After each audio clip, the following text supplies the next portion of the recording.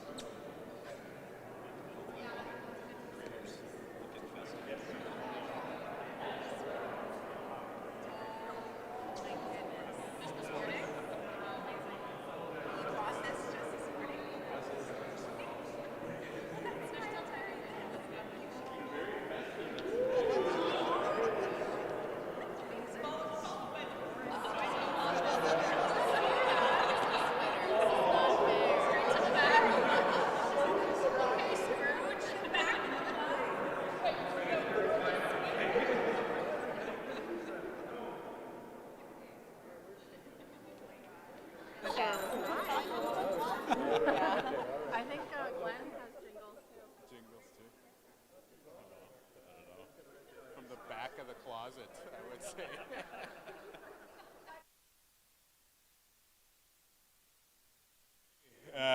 Good afternoon, everybody. I'm very happy to be here with our team in all their festive attire, as well as our Minister of Finance, who is in his Minister of Finance attire, to share some very exciting news with the people of Manitoba. I want to begin by acknowledging that the work that we do on behalf of you, the people, is carried out on the traditional homelands of the Anishinaabe, the Anishinaabe, the Dene, the Dakota, the Cree, the Métis, and the Inuit. And this majestic building is a wonderful place to come to work each and every day. And we try to serve you, the people who live all across the territories that I just mentioned that make up the great province of Manitoba. This building truly is the people's building. This is your building, and we're very happy today to announce that we are opening this building back up to you, the people. Specifically, we are inviting you to come down and kick off the holiday season at the Holiday Open House of the Manitoba Legislature, open to you, the people.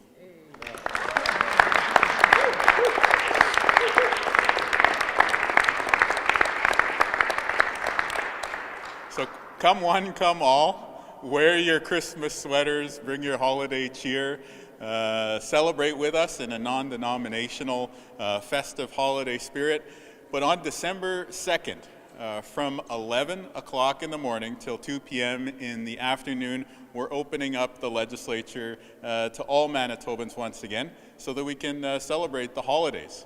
It's been a tough few years. We haven't always been able to get together again, but I know there's a ton of optimism in Manitoba these days, and so we're very, very happy to bring back this long-standing tradition of inviting Manitobans from all walks of life to come down to the legislature, to listen to the MLAs that you've elected sing some holiday carols, which not professionals by any means, to join us for some food. We're going to have, dainties, and I'm told the Minister of Agriculture is going to have quite a spread in his office. And we're going to have story time for the kids. And perhaps most importantly, we're going to have school choirs from across the province singing in a very beautiful way to help us celebrate the holidays.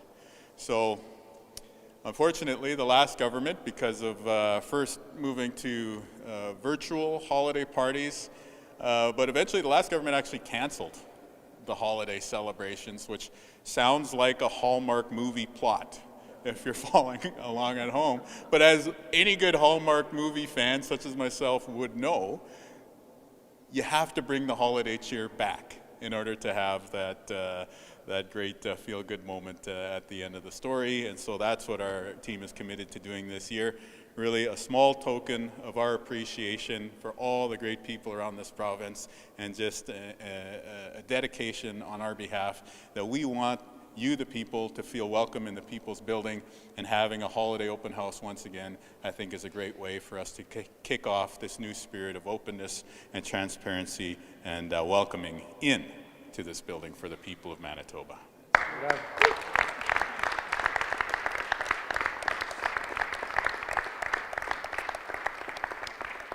So it's a family-friendly event. It's open to people of all ages, seniors, toddlers, families with young kids, teenagers, everybody who wants to come down and celebrate a bit of the holiday season.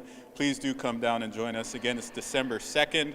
Doors are open at 11. The main programming events that I'm talking about with story time and the choirs and some of the musical acts will go from around noon until 2 p.m. But again, I think many Manitobans have helped to celebrate this tradition over the past years. It hasn't been able to be done in quite some time, and we're just really happy to bring this back so that the holiday season of 2023 will look a bit more like some of the ones that we remember in past years. Right on. So with that, happy to take questions on this and then on other topics.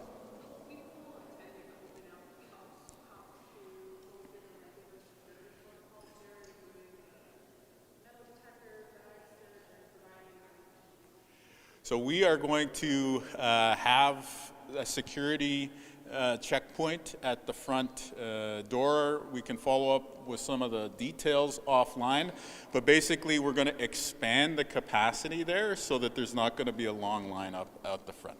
So it will be similar to how it is on a given day, but we're going to have the capacity to have people move through that much more quickly and in greater numbers to ensure that Manitobans don't have to wait in line outside the People's Building, that you can actually get inside the legislature once again to meet the people that you've elected and to enjoy this magnificent structure at a time of year that is meaningful for all of us, regardless of what we celebrate, because it is an opportunity for us to come together and express our gratitude and to maybe have some time away from work and just have the ability to enjoy one another's company.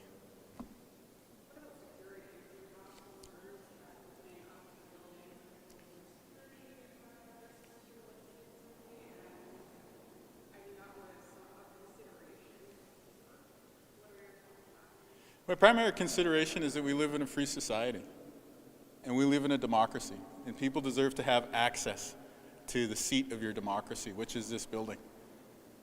We are lucky in Manitoba to have such a beautiful legislature, and it would be a shame for me if this building were to be closed off from the people who have the right to vote to send us here to work. This is a building where everyone in Manitoba should feel welcome. Of course, there are balancing considerations about security and safety, and we will honor those things, but the primary directive is that you, the people of Manitoba, deserve to put eyes on your government, and a holiday open house is a positive, festive way in which we can invite you into the building where laws are made and budgets are passed, but most importantly, to create a sense of openness and transparency and connection with your government here in Manitoba.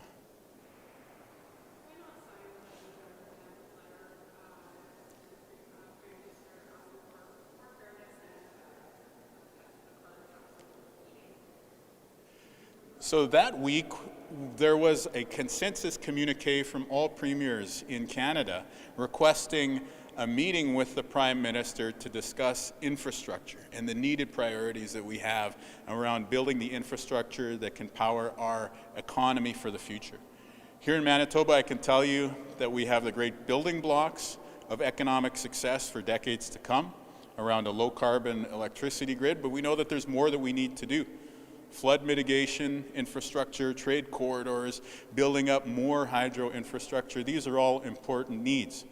And I want to keep the focus on getting a First Minister's meeting with the Prime Minister to discuss infrastructure, to ensure that infrastructure priorities are going to be set in collaboration with the provincial governments, including the government of Manitoba.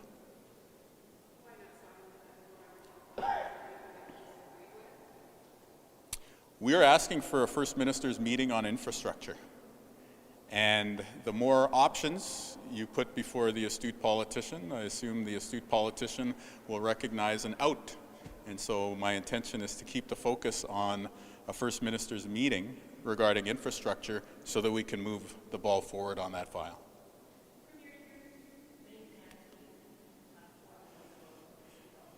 Yes?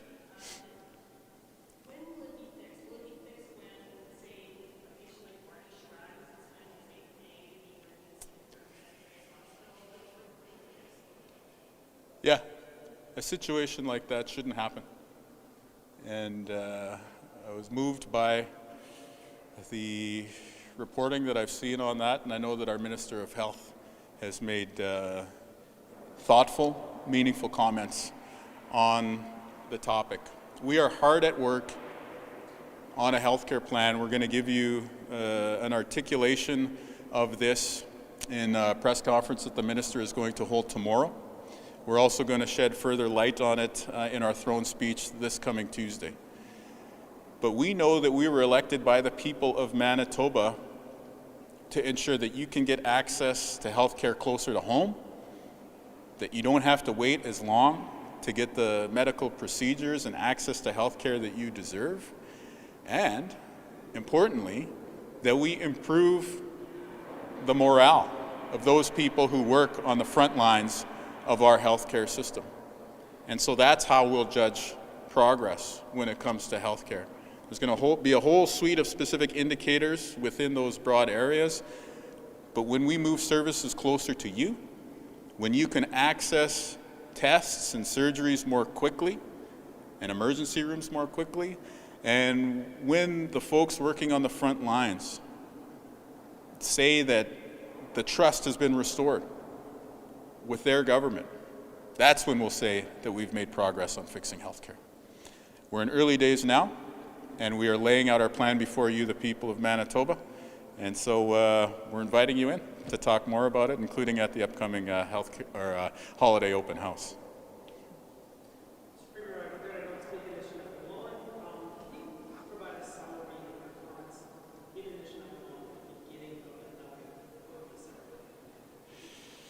Okay, the general gist. Okay, I don't want to do it entirely from memory, so I'll confess I don't remember exactly what I said, but I basically introduced myself and said that I was very happy to be there, and that I thanked the chiefs who were, doing the good work of bringing that urban economic development zone to fruition, though I don't think there's a straight translation of urban economic development zone into Ojibwe. Well, Oshki Ishkonigan, I guess, would be one attempt at it. If you really want a straight translation, I'd be happy to go through it line by line, but I'd need to look at a recording or a transcript or something like that. I think it was in line with the general comments I made on the day.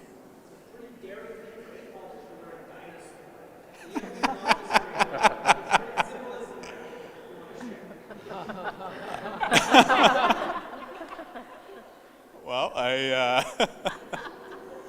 think that, I don't think anyone's going to mistake me for, young, because I said, do I look like Kevin McAllister from Home Alone? And my staff informed me that it was more Mr. Rogers that I was accomplishing here. But you know what? I wore this at a former holiday open house as the leader of the opposition, when we were able to welcome people into that office, and as a Premier, being able to announce that we're going to bring this tradition back to help Manitobans come into your building and kick off the holiday festive season. I just thought it was, an opportunity to pull it out of the back of the closet once again.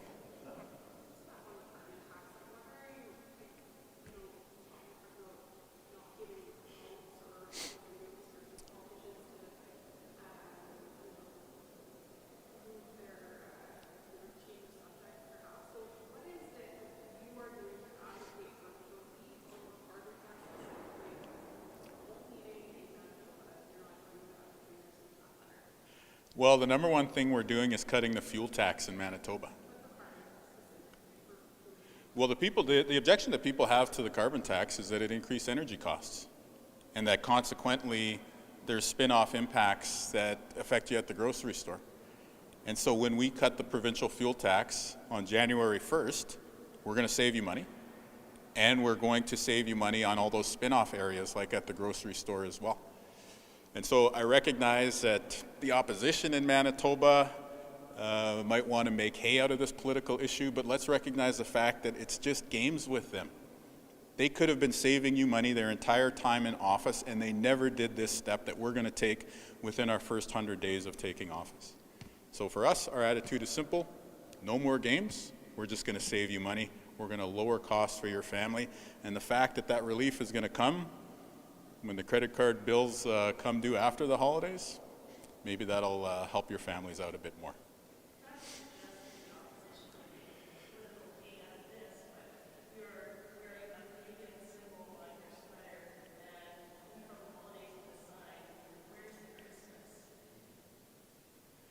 You just blew my mind with that question preamble.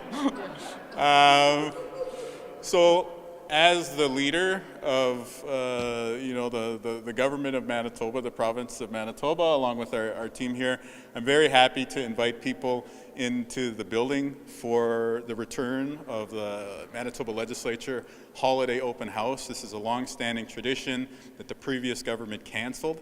We're bringing it back. So if there's any talk of canceling Christmas, you need to go see the Progressive Conservative Caucus and ask for an explanation of why they did that in the past. When it comes to us, we want to open up the People's Building to you, the people of Manitoba. The question on education, can you confirm that the province is looking at making lessons in school about the Holocaust Manitoba? We are going to have, I can confirm that we're working on that topic, and we're going to have specific details to share next week. Can you kind of share why that's important with everything that's Well, I think that the current situation in Israel and Gaza is impacting all of us as Manitobans in some very direct ways. We know that Jewish students are telling us that they feel scared to go to class. We know that members of the Islamic community are facing acts of racism in public, are bearing the impacts of mental health, and we have a role as a government to keep things together here in Manitoba, and that means doing work for these communities who are experiencing anti-Semitism and Islamophobia. And so we will be working on the topic of Holocaust education as one step that we can take towards combating anti-Semitism, and we will be bringing tools to combat Islamophobia into the public education system as well, towards taking another step to assist in the fight against Islamophobia. There will be many future steps that we have to take in these directions, but our team is committed to doing that because, again, we want members of these communities who are feeling a very direct impact right now to know that we are with them, but we also want all Manitobans to recognize that we have a collective role to play in making sure that we live together as one Manitoba.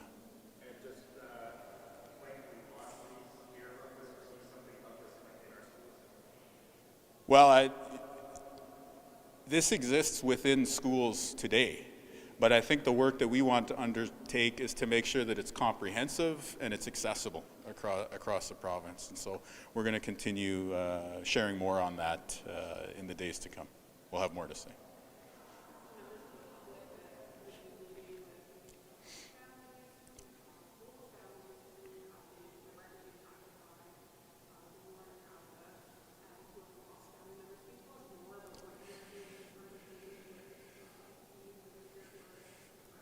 Yeah, this is something that was brought to us from the Islamic community, from the Manitoba Islamic Association in particular, and they said it would be important for us to take the time to meet with families who've lost loved ones in Gaza. I can tell you that we've done this already in an informal way, just through friendships and relationships in the community and being out in the public. We have met families who have been impacted by losing loved ones in the current conflict. And I would say that it's important for us to have a formal meeting in this regard. One, to hear this information firsthand, but also to indicate to the community that we will show up and we will respond to their requests in a constructive way. And so we're working on the details and the timing of when this more formal meeting is going to happen, but that work is underway.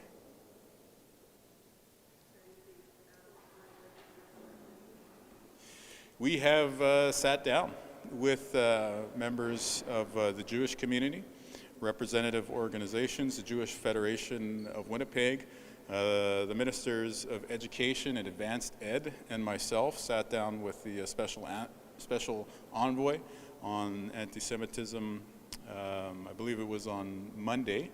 And in addition to that, we have also had some of these conversations with family members in a parallel, organic, community-based fashion as to what I described with some members of the Islamic community. And so I respect fully the fact that people don't want us to lump the fight against anti-Semitism and Islamophobia together, because there are important differences and there are the unique contours of the respective experiences of these different communities.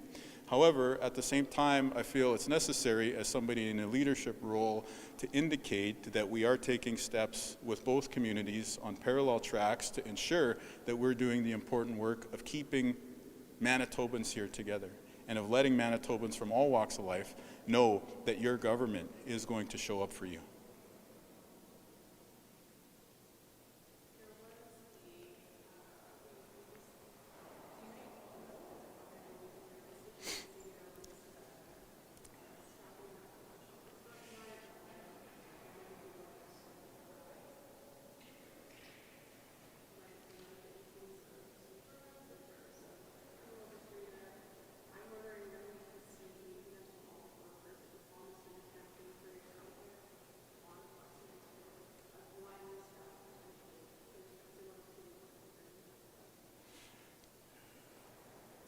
Generally speaking, we know that the impact of addictions is tearing families apart.